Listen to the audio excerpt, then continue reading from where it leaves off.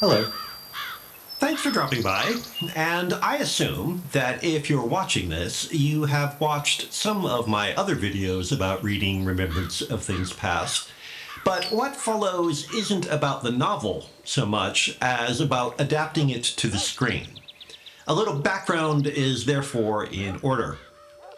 The Pinter screenplay is one of the great might-have-beens in film history. Director Joseph Losey was approached about adapting it to the screen by the holder of the rights. Losey contacted Pinter and brought in an authority on Proust, Barbara Bray. After reading all 7 volumes, Pinter felt any adaptation should, quote, incorporate the major themes of the book into an integrated whole, unquote, meaning the whole novel rather than individual volumes. As far as I know, no one else has attempted to dramatize the full breadth of the action, although a theatrical adaptation of Pinter's adaptation has been performed. Which brings us to the first issue, length. All novels adapted to the screen have to be trimmed. Faithful efforts try to keep as much of the action and characters as possible. Given that Remembrance runs to several hundred pages, how could Pinter's integrated whole be produced? In fact, much more of the action has been saved than might be expected. Some characters are lost, and a couple are coarsened and simplified somewhat, but the basic arc of the story is maintained. That feat may result from a major difference between film and literature. Film, an image-based medium, can quickly show the external action and visual spectacle that Proust requires pages to describe. Furthermore, the novel's action is largely internal, meaning that once the rich metaphors have been visually rendered, there is not that much going on in external terms. As a consequence, many of the events in the screenplay might feel disconnected if you haven't read the novel. Proust provides the emotional significance in verbal terms.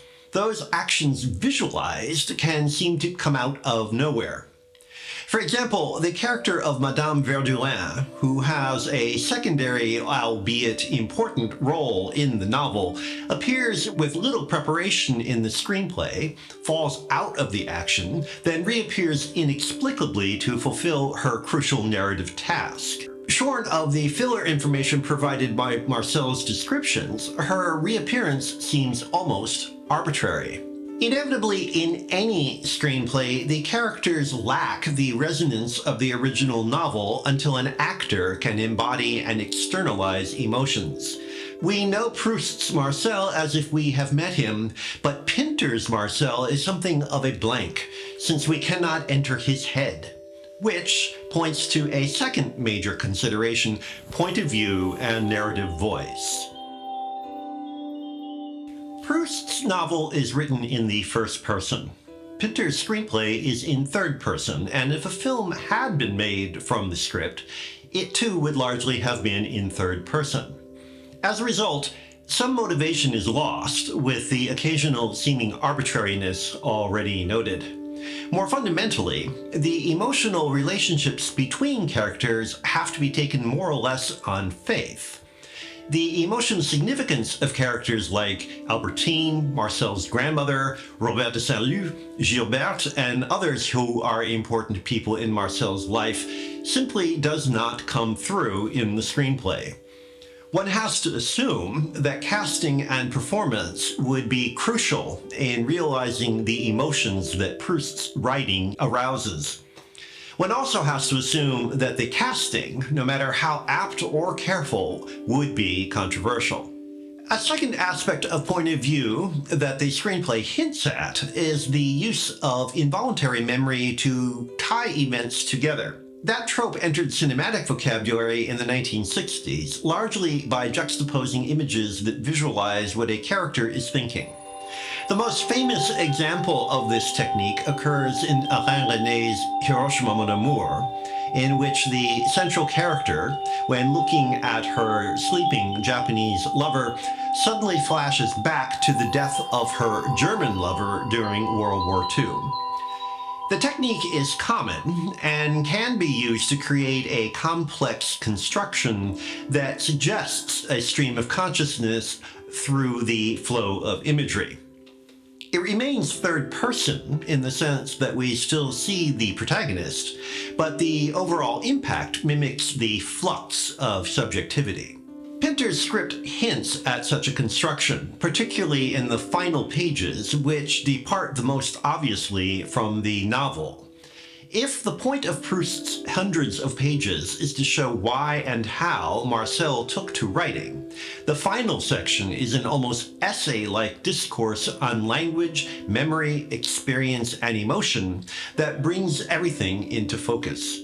It is a brilliant bit of writing and justifies everything you have read, but its ideas are not easily visualized. Pinter substitutes a montage of shots that recapitulate almost all of the characters, locations, and actions of the screenplay, translating into action the theories that Proust expresses in his quasi-essay. Had the sequence ever been filmed, it would no doubt have provided a tour de force, but by combining otherwise disparate actions in abbreviated form, Pinter is suggesting how the film overall might have worked. Any film adaptation of a novel is a translation. Adapting something like Remembrance of Things Past is a double translation since it renders one of the greatest achievements of French literature in English. You could, in fact, argue it is a triple translation in the sense that Pinter's participation came at the behest of expatriate American filmmaker Joseph Losey, who once noted that Valéry Giscard d'Estaing questioned his qualification to make the film, given that he didn't even speak French very well. There is no definitive answer.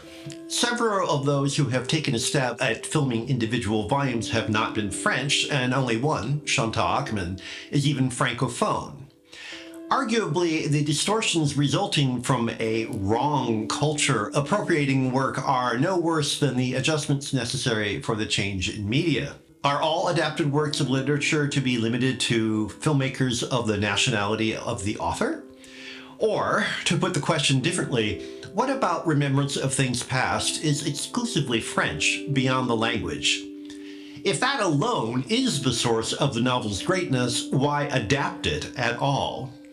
And what about things like locations or the historical references?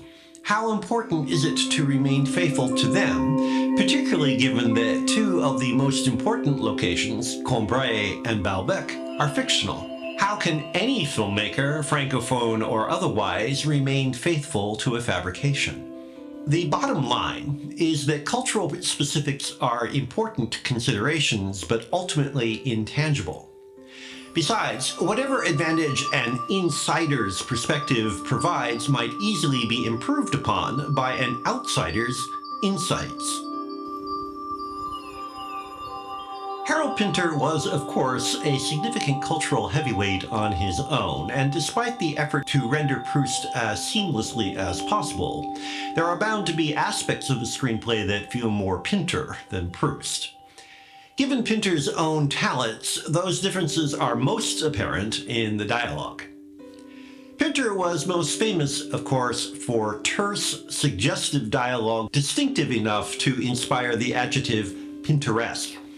Most of the time, he uses his talent to simplify and condense Proust's exchanges in a careful choice of words and action that helps to externalize the thoughts and feelings of Proust's descriptions through delivery, inflection, rhythm, and gesture. The most obviously Pinteresque scenes in the screenplay are the social gatherings. Proust lavished hundreds of pages on some of them.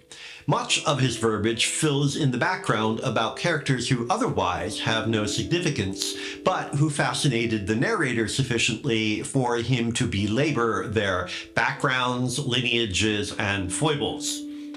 Pinter selects enough of these details to preserve the sense of social ritual while pruning the dialogue with scalpel-like precision to render the essence of the characters and actions and their significance to the overall action.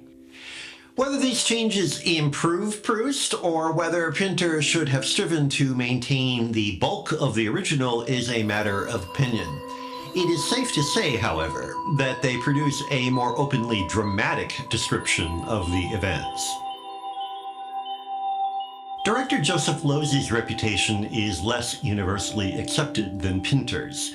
This is not the place to debate the merits of his work, but it is worth speculating what he might have done with the material, not least because he brought Pinter on board. Their previous collaboration on The Go-Between provides the most obvious hints of how the resulting Remembrance film might have looked and felt. Set in Victorian England, The Go-Between offers a richly tangible period environment, which is notable for its lived-in qualities as much as for its period accuracy. The distinction is worth making, for it is easy to imagine the period details overwhelming both Pinter and Proust with the chilly impersonality of needlessly perfect accuracy. Losey, who was known for his collaboration with his designers, would certainly have provided period accuracy, but would have used the details to produce a strong sense of physical presence. The challenge would have been immense because of the length of the script and the multiplicity of periods. The changes in fashion and technologies would have to be presented quickly, unobtrusively, but with enough emphasis to be clear that 1880, say, looked and felt different from 1920. The extended time frame would also obviously impact the casting of all the characters, particularly of Marcel. While the child Marcel might easily be played by a younger actor, the various stages in the adult Marcel's life would require careful attention, especially since time and aging are major themes in the action. Above all else, and important in relation to the observations about point of view and the possibility of a stream of consciousness, Losey would have brought his strong sense of flow to cover the jumps in the action and to bridge the temporal gaps that occur in Pinter's script. The Proust screenplay was published in 1977 after repeated efforts to secure financing for the project had largely been exhausted. Like Stanley Kubrick's Napoleon Project, or David Lean's adaptation of Conrad's Nostromo, or Luchino Visconti's go at Thomas Mann's The Magic Mountain, it remains one of the great films that might have been. With Losey's death in 1984, whatever glimmer of a possibility of production flickered out, since presumably any potential alternative director would have wanted to make changes. For filmmakers like myself, Pinter's Proust screenplay remains a tantalizing, just possible illusion of something that should be filmed, even if it never will.